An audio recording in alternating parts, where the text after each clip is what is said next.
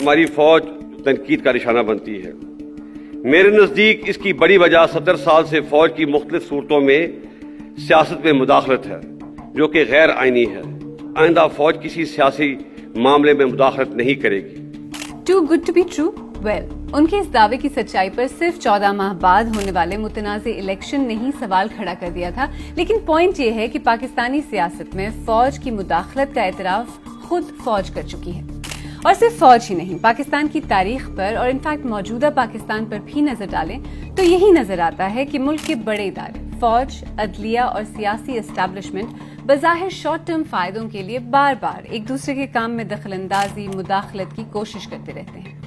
आज प्रोग्राम में ये समझने की कोशिश करेंगे कि अपना अपना काम करने की जगह ये इदारे बज़ाहिर एक दूसरे पर सबकत हासिल करने और एक दूसरे के काम में मुदाखलत करने की कोशिश आखिर क्यों करते रहते हैं, और इदारों की इस जंग की असल कीमत कौन चुकाता है।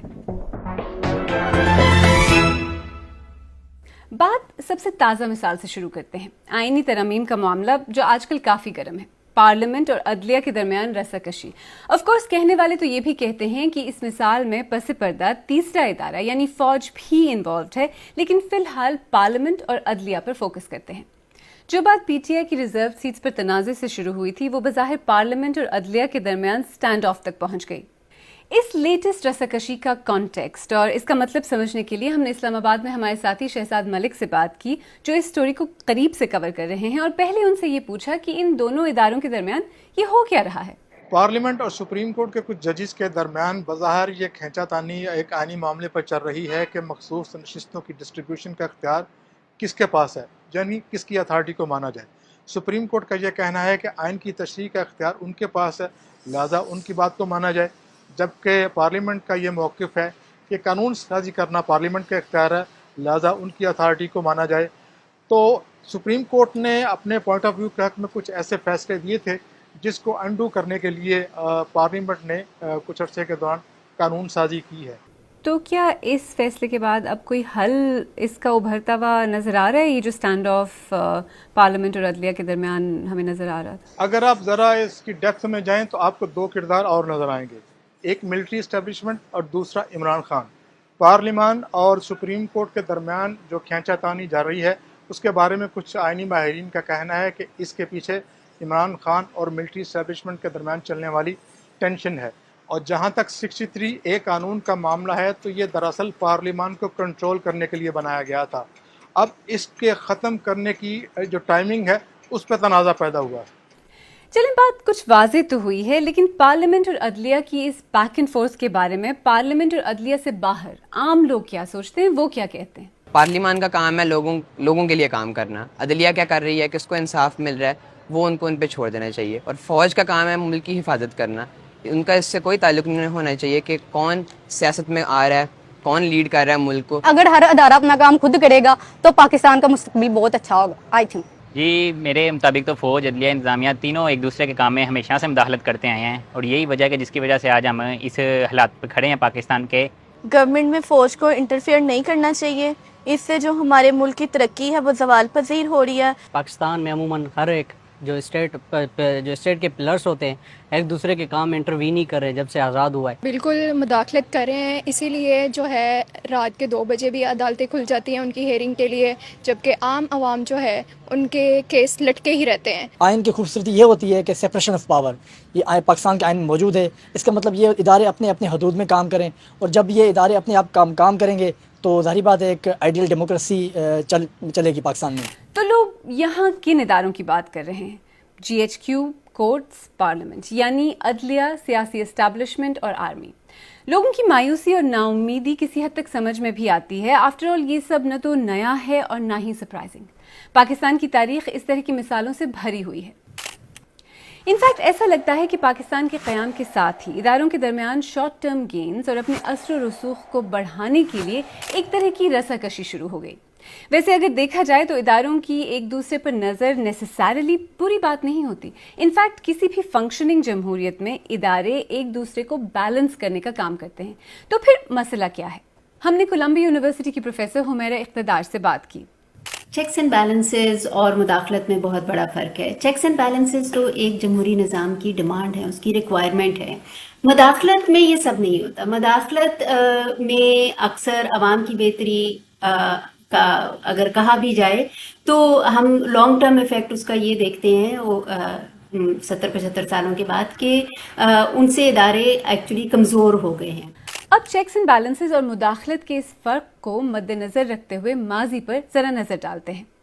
پاکستانی ریاست کی کہانی پاکستان کے 3 بڑے اداروں کے گرد گھومتی ہے: فوج، عدلیہ اور حکومت. پاکستانی فوج نے اب تک 3 مرتبہ حکومت پر ڈائریکٹ قبضہ کیا ہے. مسٹر بھٹو کی حکومت ختم ہو چکی ہے. سارے ملک میں مارشل لا نافذ کر دیا گیا ہے. قومی اور صوبائی اسمبلیاں توڑ دی گئی ہیں. صوبائی گورنر اور وزیر ہٹا دیے گئے ہیں. البتہ آئین کو منسوخ نہیں کیا گیا ہے. اس کے بعض حصوں پر عمل درآمد روک لیا گیا ہے. دوسری طرف حکومت نے کئی بار عدلیہ کی کارروائی میں مداخلت کرنے کی کوشش کی ہے، بلکہ عدلیہ پر حملے بھی ہوئے ہیں، اور اسی طرح عدلیہ نے بھی اپنے اختیارات سے تجاوز کرتے ہوئے حکومت کے کام میں کئی بار مداخلت کی ہے اور ایسے فیصلے بھی دیے ہیں جن کے ذریعے فوجی آمروں نے جمہوری حکومتوں کو ختم کرنے کو، بغاوت کو لیجٹمائز کیا ہے، جیسے کہ 1958 کا 200 ورسز فیڈریشن کیس، جس میں جسٹس منیر کے دیے جانے والے فیصلے کو آج تک کوٹ کیا جاتا ہے. پاکستان کی تاریخ میں پہلی دفعہ جو مارشل لا کی روایت قائم ہوئی، وہ اس کو جو ہے جائز قرار دیا 200 ججمنٹس میں یہ. اور اس کے بعد آپ نے دیکھا ہے کہ جتنی دفعہ بھی ملک میں آئین ٹوٹا اور جتنے بھی مارشل لاز لگائے، اس میں جنرل ضیاء الحق بھی تھے، اس میں جنرل مشرف بھی تھے، جنرل یحییٰ بھی تھے، تو ان سب کو جو ہے وہ کسی نہ کسی آئینی درخواستوں میں ان کو جو ہے وہ جائز قرار دیا گیا، ان کے ایکٹ کو اور ان کے حکومت کو. جب ادارے کمزور ہوتے ہیں یا اداروں میں بیلنس نہیں رہتا تو کیا ہوتا ہے؟ اداروں کے درمیان بیلنس آف پاور ختم ہو جائے تو ہوتا یہ ہے کہ ایک ادارہ دوسروں پر حاوی آ جاتا ہے، اور پاکستان کی تاریخ میں اس طرح کی بھی کئی مثالیں ملتی ہیں. فوج کے حاوی آ جانے کی مثالیں تو واضح ہیں، لیکن حکومت اور عدلیہ کے درمیان کی رساکشی میں بھی ہمیں یہی نظر آتا ہے. آپ کو پاکستان سٹیل ملز کا حال تو پتہ ہی ہوگا. ایک وقت میں ملک کا سب سے بڑا میگا پروجیکٹ، اور اب مکمل بدحالی کا شکار.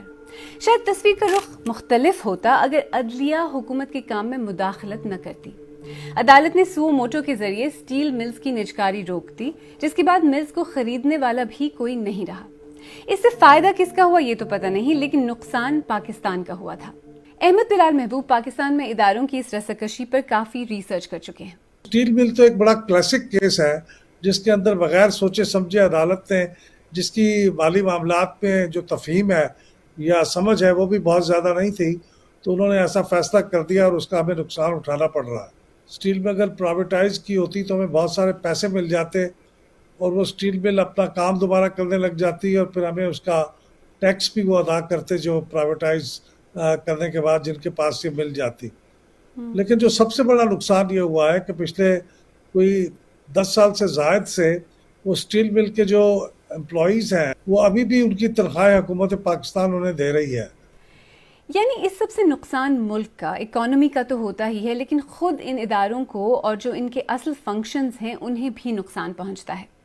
پارلیمنٹ اہم اور ضروری فیصلے نہیں لے پاتی، فوج کو اپنا رول سرحدوں پر ہی نہیں سرحدوں اور اداروں کے اندر نظر آنے لگتا ہے، اور عدلیہ سو موٹو میں تیز اور پینڈنگ کیسز نمٹانے میں بہت پیچھے رہ جاتی ہے. لا اینڈ جسٹس کمیشن کی رپورٹ کے مطابق اس سال جون تک عدالتوں میں پینڈنگ کیسز کی تعداد 2.26 ملین ہے. ڈسٹرکٹ لیول عدالتوں میں 1.86 ملین پینڈنگ کیسز ہیں، اور ہائی کورٹ، سپریم کورٹ، شریعت کورٹ میں 0.39 ملین کیسز پینڈنگ ہیں. اور ملک کی سب سے بڑی عدالت میں یعنی سپریم کورٹ میں 54,965 کیسز پینڈنگ ہیں. یہ سچ ہے کہ پاکستان میں عدالتوں پر بہت پریشر ہے. یہ پریشر مین پاور کا بھی ہے اور مبینہ طور پر فوج اور حکومت کا بھی. لیکن پاکستان کی 75 سالہ تاریخ کو دیکھتے ہوئے یہ کیوں لگتا ہے کہ اس تکون میں سب سے زیادہ کمزور سیاسی اسٹیبلشمنٹ یا حکومت ہے؟ باقی جو ادارے ہیں وہ تو یونیفائڈ ہیں، ان کے اندر دھڑے بندی نہیں ہوتی. لیکن جو پارلیمنٹ ہے اس کے اندر ایک سے زیادہ پولیٹیکل پارٹیاں ہوتی ہیں. جب پارلیمنٹ پہ کوئی اسالٹ ہو یا کوئی حملہ ہو تو وہ اکٹھے ہو کے مقابلہ نہیں کرتی. صرف ایک ایکسیپشن ہے کہ جب 2014 میں پی ٹی آئی نے دھرنا دیا تھا پارلیمنٹ کے باہر، اور پارلیمنٹ پہ एक किस्म का हमला भी किया था, तो उस वक्त की अपोजिशन पाकिस्तान पीपल्स पार्टी ने उस वक्त की गवर्नमेंट जो पाकिस्तान मुस्लिम लीग नवाज की थी उनका साथ दिया था। जैसे अभी आपको मालूम है कि 2022 में ऐसे हुआ कि पीटीआई की गवर्नमेंट थी और उस वक्त जो अपोजिशन थी वो इस्टेब्लिशमेंट से मिल गए, तो पीटीआई की हुकूमत जाती रही, तो पार्लियामेंट इस लिहाज से डिफीट हो गई। तो इस तरह के बहुत से नतायज हैं जिसमें अपोजिशन हुकूमत का साथ नहीं देती, खा वो पार्लियामेंट का एक जॉइंट किस्म का मसला ही क्यों ना हो, वो अपने वक्ती मफाद के लिए हुकूमत की मुखालफत करके दूसरों के साथ मिल जाते हैं। और जो इदारों की आपस की रस्साकशी और जंग होती है, इसका लोगों पर, जो अवाम है पाकिस्तान के, उन पर और उनकी ज़िंदगी पर किस तरह का असर पड़ता है?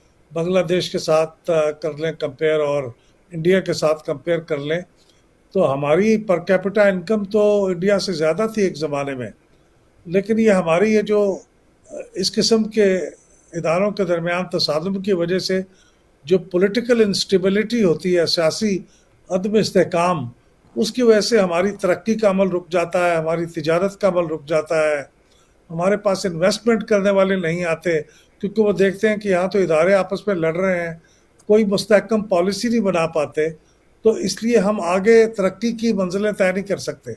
हम जब अदलिया, पार्लियामेंट और फौज की बात करते हैं तो दरअसल हम मुल्क की सियासी, समाजी, इकोनॉमिक, दिफाई यानी हर सूरत हाल के बारे में बात कर रहे होते हैं, और इन तमाम पहलुओं का डायरेक्ट ताल्लुक आम शहरियों की रोज़मर्रा की ज़िंदगी से होता है।